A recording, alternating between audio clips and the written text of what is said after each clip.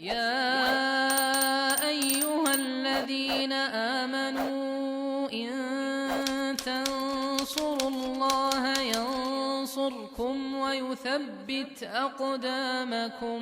Ini Pak Ustadz, apa hukumnya ibu-ibu itu main jula-jula atau arisan gitu Ustadz? Iya.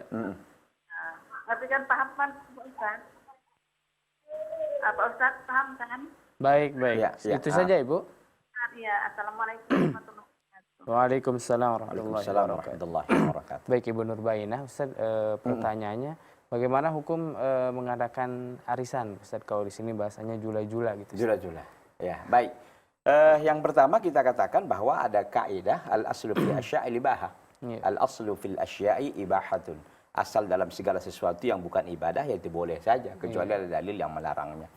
Pertama, kata para ulama terkait dengan masalah yang seperti ini, kalau arisan itu nggak ada gorornya, tidak ada unsur ketidakjelasannya di situ, ada arisan ini bermacam-macam, kan begitu. Ada arisan yang memang dari awal atau jula-jula ini dari awal itu sudah ditentukan orang-orangnya, dan ditentukan kapan dia mengambil jatahnya masing-masing, kan begitu ya.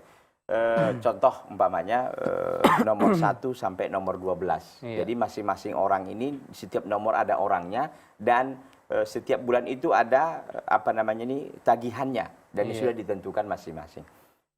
Kalau begitu caranya tidak ada masalah. Artinya masing-masing sudah ada. Tapi memang ada satu cara yang dibuat oleh mereka ini itu setiap akhir bulan setelah dikumpulkan uang itu belum ditentukan siapa yang akan mengambil jatahnya. Iya. Jadi ada istilah dikocok ulang, diundi.